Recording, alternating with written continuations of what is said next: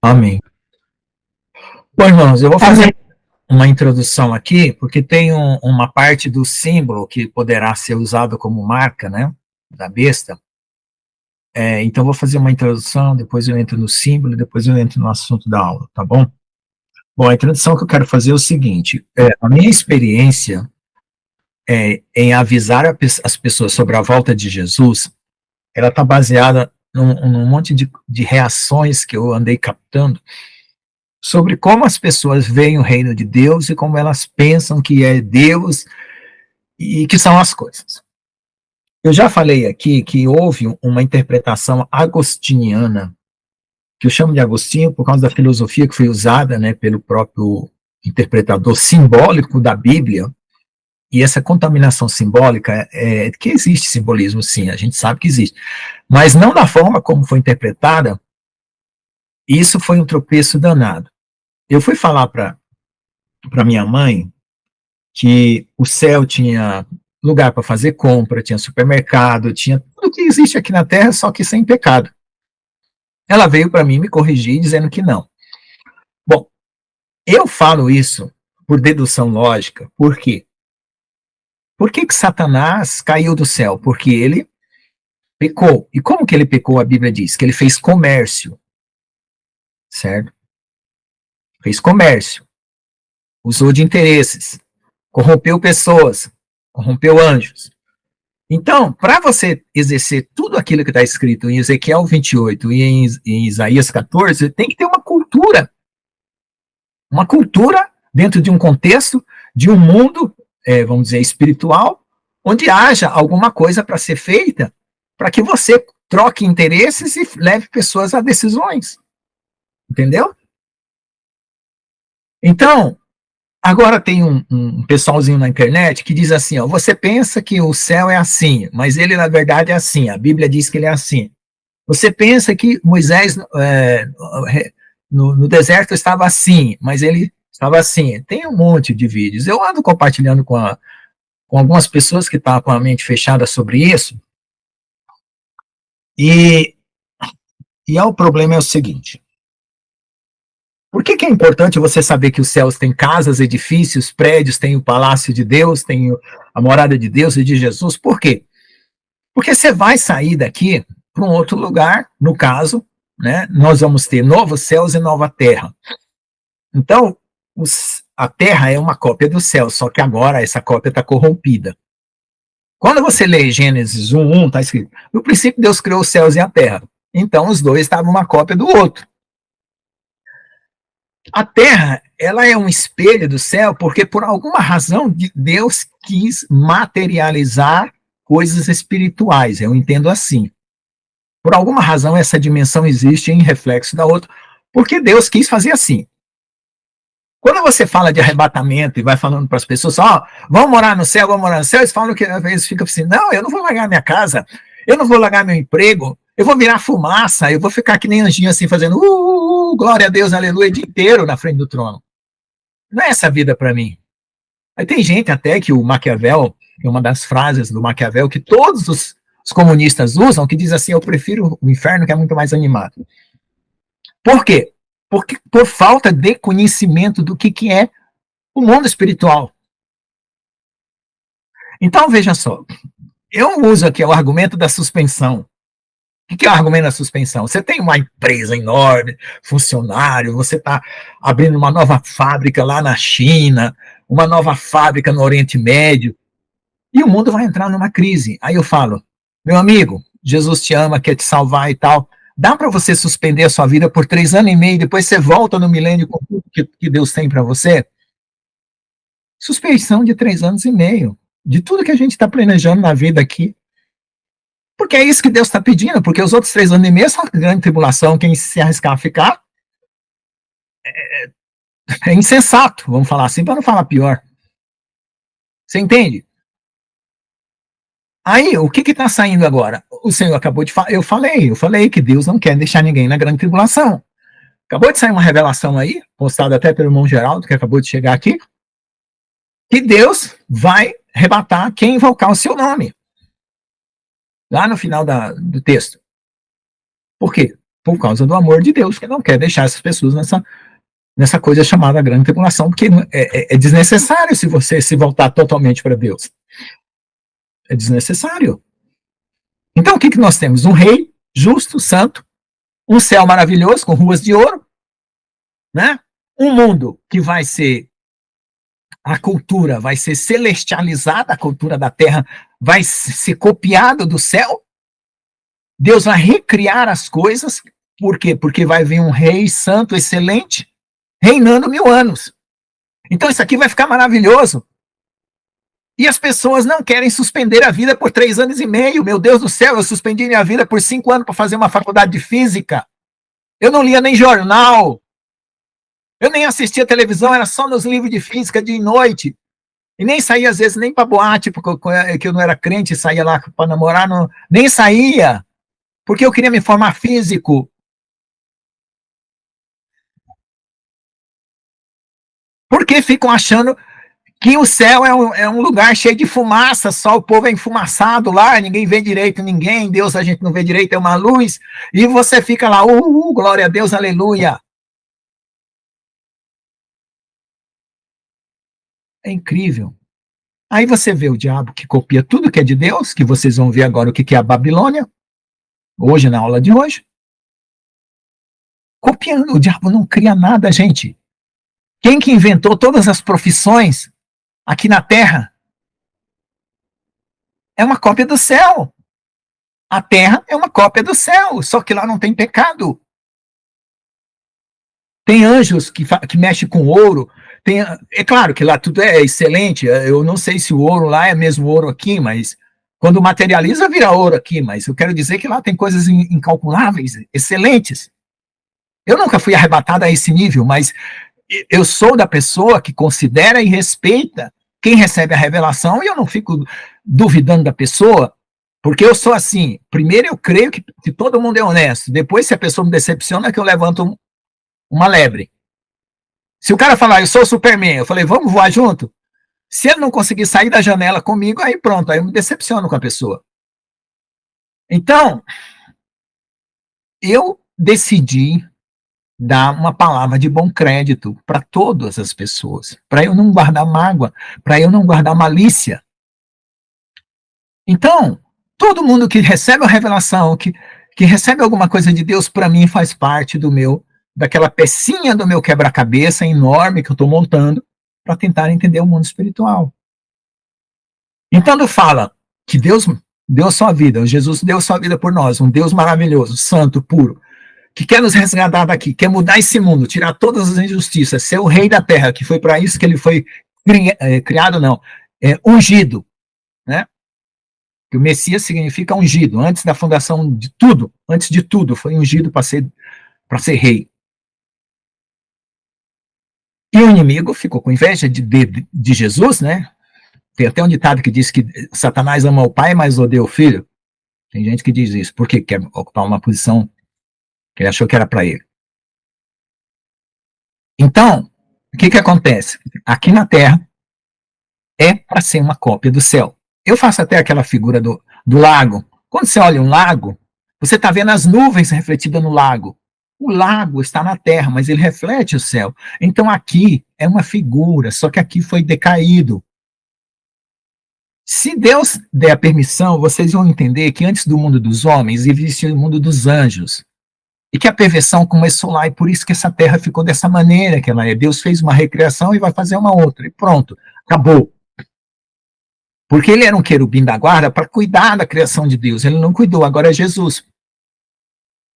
Se Deus não tivesse feito esse primeiro teste, alguém podia dizer que não podia ter sido, né?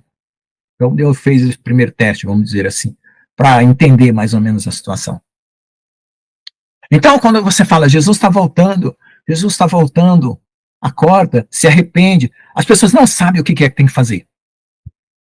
Tem gente que acha que tem que começar a ir na igreja direto, assistir de manhã, de tarde, de noite. Tem outros que acham que é só estudo bíblico. Não é. Porque se você estudar a Bíblia e aquilo não mudar o seu coração, não adianta. Estudo bíblico sem mudar o coração não adianta. É conhecimento. Então, o que nós precisamos fazer? Conclusão, para concluir essa minha introdução. De tudo que foi falado da volta de Jesus até hoje, o Senhor falou, põe a tua casa em ordem. Foi a primeira coisa que eu ouvi ele falar. A mesma coisa que ele falou para o rei Ezequias. E depois o rei Ezequias chorou e tal, e adiantou mais 15 anos na vida dele. Então, põe a tua casa em ordem. Então, o que era a casa em ordem? A vida em si, o pecado, as coisas que você anda praticando, que estava tudo desordenado, sem buscar Deus, sem estar seu coração em Deus, estar o coração no mundo, tudo que estava fora do plano de Deus. Tudo que estava você centrado ou alguma outra coisa centrada, colocar Jesus no centro e você servindo a Ele e Ele reinando no seu coração, né? E você pondo a vida em ordem, quer dizer, a vida em ordem, adorando, se santificando, buscando. Então essas palavras, elas são até sintomáticas. O que é sintomático? Sintomático é aquilo que vem na aparência, né? Que a causa da doença é uma coisa e o sintoma é outra. Então, vamos para a causa. O que é a causa de você, de tudo viver em você em harmonia com Deus? Qual é a essência de fazer tudo para que a sua vida faça flua no Espírito? O que é? É você ser uma habitação para Deus. É Jesus crescer em você, é o Espírito Santo se expandir. O Espírito Santo, ele se une com o teu Espírito, se forma um só Espírito, não descola mais. Não é você creu em Jesus, juntou o Espírito, pronto. Lá em a carta de Hebreus está escrito, foi aperfeiçoado para sempre. Então, se você recebeu o Espírito Santo e ele já juntou com o seu Espírito, você creu em Jesus, pronto, agora vamos para a alma, trabalhamos na alma. A alma vai imitar Jesus no andar. Né? E o coração vai ser purificado, a mente vai ser purificada, os sentimentos vão ser purificados. Você quer saber o quanto você é inimigo de Deus? Faça um jejum. Faça um jejum de um dia, depois faça um jejum de 2 dias, e vai fazendo, você vê como a carne fica revoltada, você começa a descobrir sentimentos e pensamentos rebeldes dentro de você. Aí você começa a atacar os seus inimigos interiores. Aí você vai ver que Jesus está crescendo dentro de você. Você vai ver níveis e níveis de preenchimento de Deus. Porque você está em estado de adoração. Adorar é o quê? Servir. Servir totalmente ao Senhor. De corpo, alma, mente e espírito. Pronto. Ora, houve um pacto da criação. Deus disse assim, eu vou criar os céus e a terra, eu vou criar as criaturas, os anjos, e vou estabelecer quais os seres vão ser criados. E quando ele chegou no homem, ele falou assim, façamos o homem a nossa imagem e semelhança. O que ele quer dizer? Que o patamar nosso, final, é ser semelhante a Jesus. Pronto, esse é o objetivo da vida. Quando eu era, sei lá, agnóstico, ateu, eu achava que a vida não tinha sentido. Não parecia ter sentido. Se você perguntar na faculdade, na universidade, ninguém vai te dar nenhum sentido para a vida, vai dizer que a vida não tem sentido, cada um escolhe fazer o que quer. Aí eu achava que a vida era assim, ó, nascer, crescer, fazer faculdade, se formar em uma profissão que você gosta, casar, morrer. É isso para mim. Tchac, tchac, tchac, tchac, tchac. Morreu.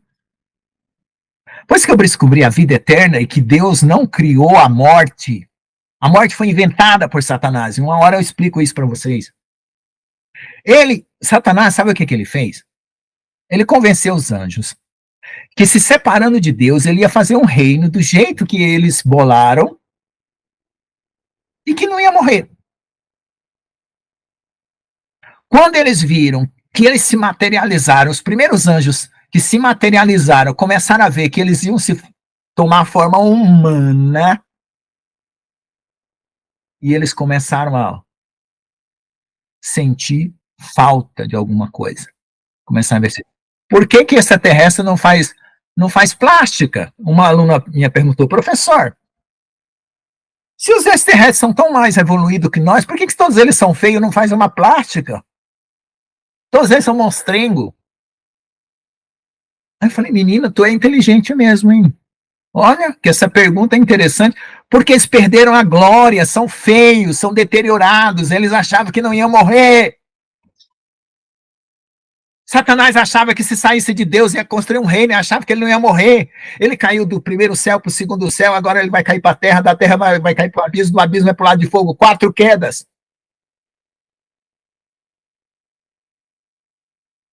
Então, esse achar que eu achava que toda vez que eu caí num buraco, eu achava que alguma coisa. Todas as vezes.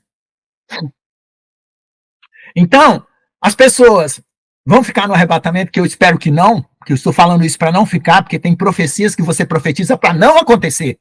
Tem revelação que Deus dá para não acontecer. Ah, eu vivi ficando no arrebatamento. Claro, querida, claro, meu amor, Jesus te mostrou você ficando, que é para você mudar esse fato. Não é para você cumprir essa profecia. Tem um monte de profecia que é para não cumprir, ao contrário, é você. Todas as vezes que Deus me mostrou alguma coisa na vida de alguém que era terrível, eu não contava para essa pessoa, eu orava para não cumprir. Quando era boa, eu contava para cumprir. É assim que um soldado faz. É assim que vocês zelam pela vida das pessoas. Ah, eu sou um profeta, eu vi que você vai ter um acidente de carro, eu vou contar para vocês que você vai ter um acidente de carro. Que raio de profeta é esse? Que vai profetizar maldição para os outros cair? Não, eu vou orar para que não haja esse acidente. Foi por isso que Deus me revelou.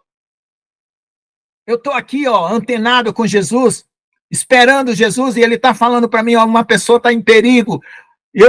O inimigo está planejando um acidente de carro para ela, você ora por ela. Não é para você ir lá falar para ela que ela vai ter acidente de carro. Você quer glória para você? Por isso que tem um monte de profeta na igreja que fica tendo glória com desgraça dos outros. Profetizando desgraça dos outros e fica recebendo glória para ele. Então tem duas coisas que eu sempre oro a Deus. Deus, não deixe roubar a tua glória, nem usurpar o teu poder. Então, quando você fala de arrebatamento, o que as pessoas pensam?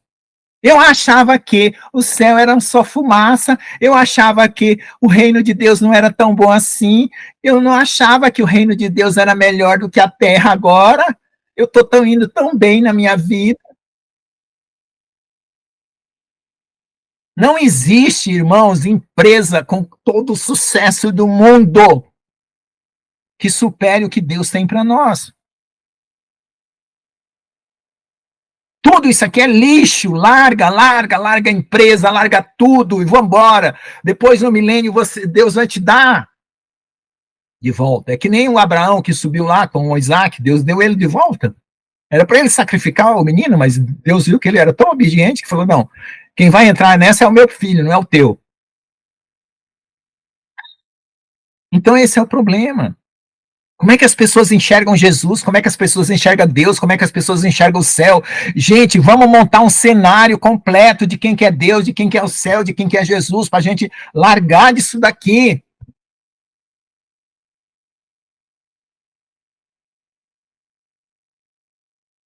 Porque se a gente não tiver uma visão panorâmica da Bíblia, da palavra de Deus, a gente vai ficar catando milho que nem galinha e não consegue voar. Deus quer que nós sejamos águias e não galinhas.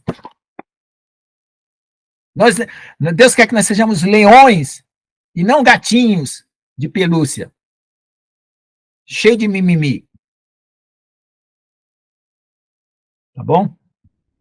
Então essa é a minha visão do céu, essa é a minha visão panorâmica de Deus, que eu espero que vocês tenham recebido e entendido que existe uma coisa gloriosa, uma cultura superior a qualquer coisa, a ciência, a religião, a qualquer coisa que você encontra na terra de maravilhoso, existe lá no céu com Deus. E é esse o convite, e esse casamento universal que vai mexer com todo o universo, é de Cristo com a igreja.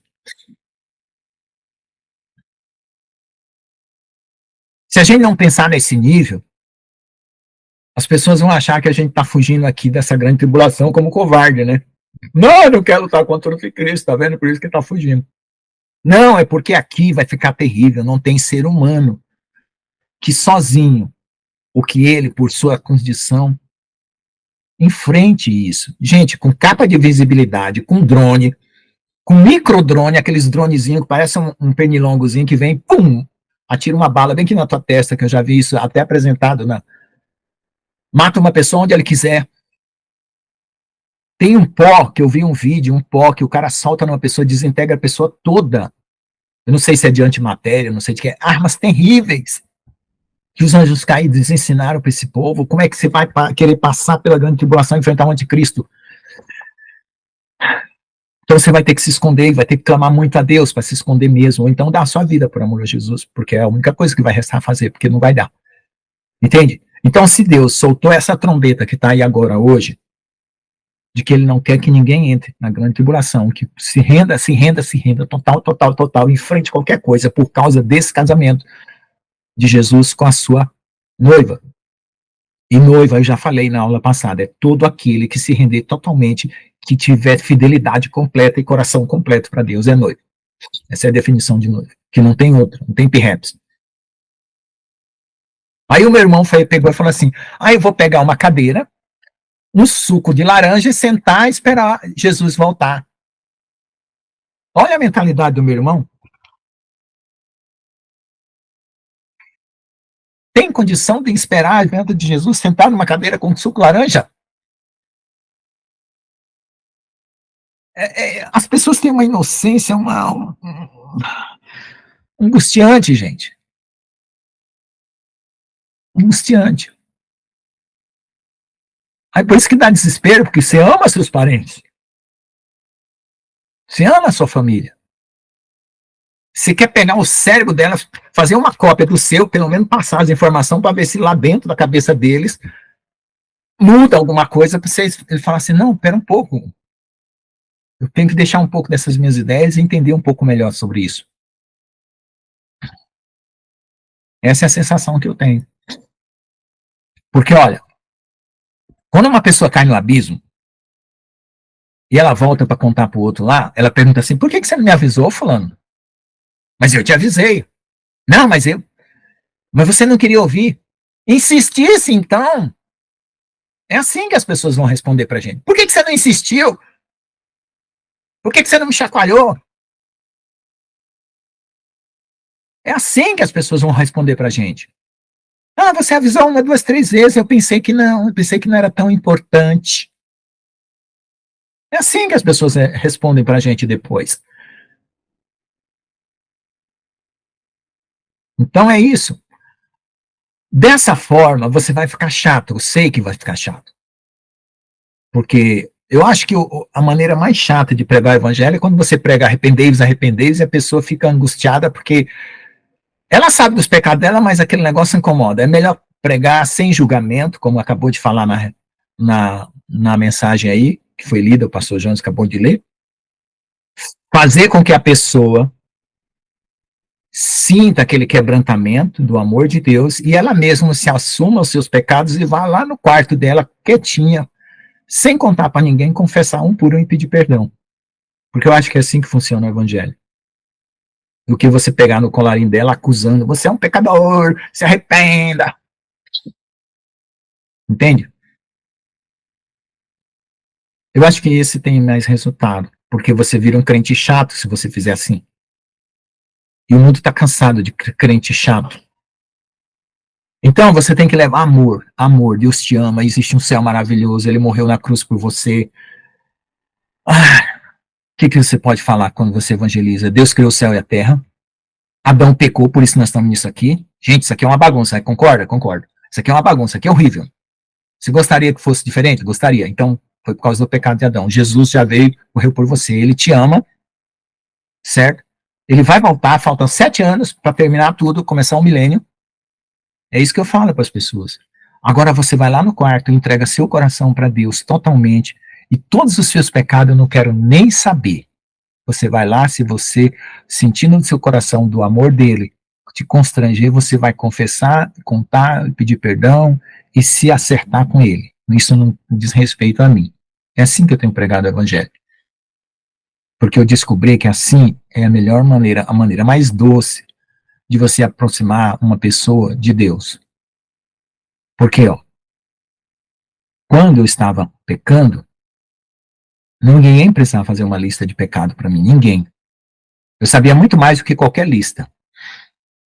Então não eram os meus pecados que era o problema, era a solução dele. Como eu ia tirar eles de mim? Então, se você chegar para a pessoa e falar para ela que Jesus te ama, e ele perdoou todos os seus pecados, e você se entrega para ele, pronto. E aí você vai resolver essa história com ele, no pessoal. Eu acho que é suficiente para Deus entrar na vida daquela pessoa e desenvolver o resto. Porque senão, se você acusar a pessoa vai querer ser santa por si mesma, vai se esforçar, vai fazer esforço próprio de santificação e vai criar um justiceiro farisaico. Que é a reação colateral, né? Tem um remédio, tem efeito colateral, né?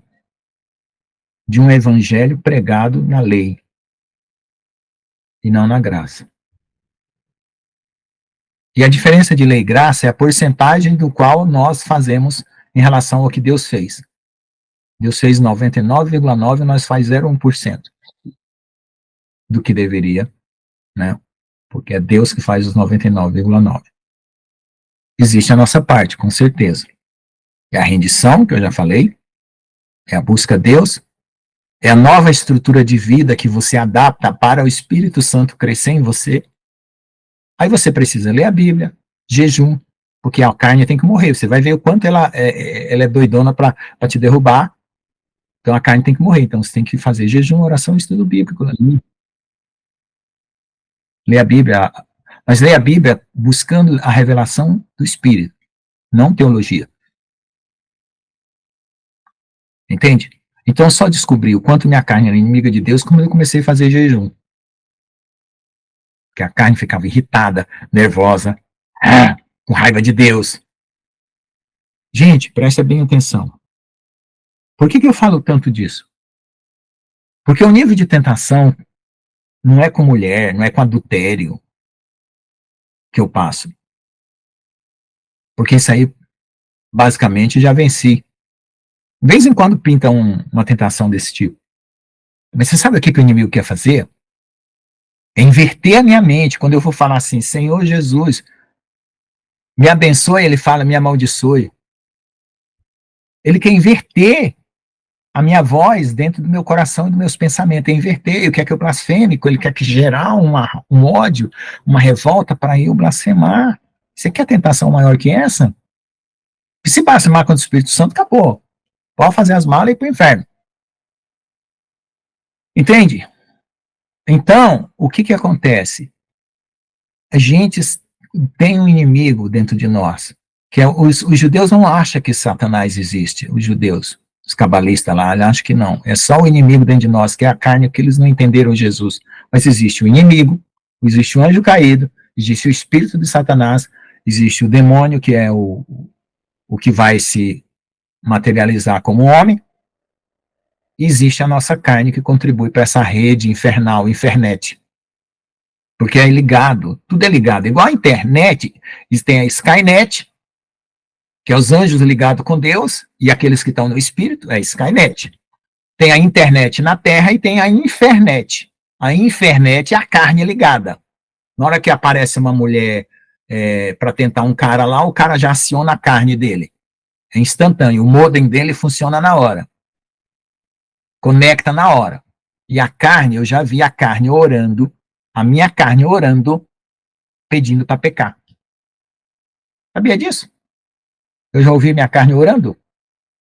A carne, ela clama por demônios. Ela invoca demônios. A carne,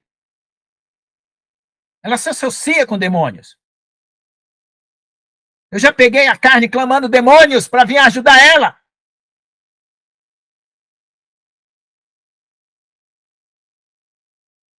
Precisa eu rasgar mais a realidade espiritual mais que isso? Por isso que é necessário matar a carne, mas matar pelo poder de Deus, não pela nossa força, que nós não temos como nos matar. Nós nos matar, nós morremos e não vivemos. É o Espírito de Deus em nós que mata a carne. É você clamando, chorando e suplicando. E fazendo jejum e humilhando e tirando orgulho.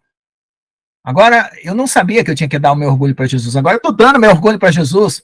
Estou dando o meu ego para Jesus. Depois de todo o estudo de ego que a gente fez, de orgulho, agora, bom, eu não posso lutar contra esse bicho. Eu não venço esse. Eu entrego para o Senhor, ele detona com ele.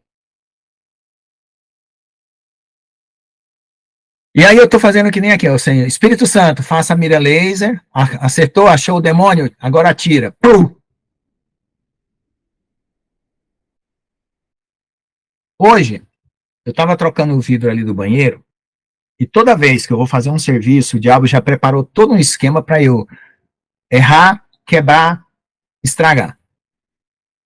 Né? Aí o parafuso caiu lá no meio do mato. Aí eu falei, Satanás, tu pensa que eu vou blasfemar, tu pensa que eu vou murmurar, eu vou falar glória a Deus. E ainda vou falar mais.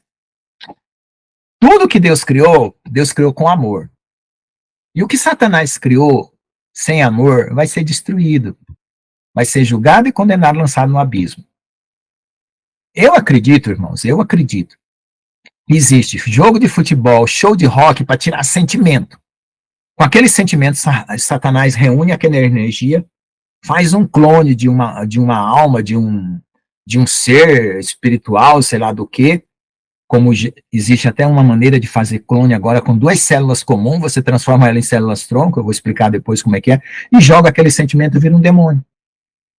Então, são seres criados, porque Satanás faz um exército para ele. Por que tem tanto demônio se só caiu 200 anjos?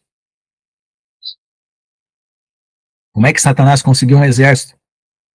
E agora ele tem a técnica da clonagem. Então a gente começa a desconfiar por que essa tecnologia toda, por que tem tanto robô sendo fabricado para ser comandado pela IA? Entende como é que Satanás está pregando as coisas que Deus criou e usando para criar coisas para ele, criar um exército para combater contra Deus? Aí agora ele pega a humanidade e seduz ela para virar-se contra Jesus. E as armas, eu já falava 30 anos atrás, que Deus me falou que até a inteligência, a ciência e a tecnologia iam ser usadas contra Jesus. As armas que existem hoje na Terra, que estão jogando, que uma hora vai jogar nação contra nação, vai ser tudo apontado para Jesus.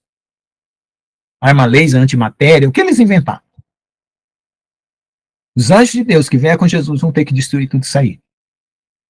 Cooptando pessoas em arenas, em jogo de futebol, com energias carnais, para sugar essa energia e jogar lá dentro dos espíritos que precisam dessa energia para andar pela terra.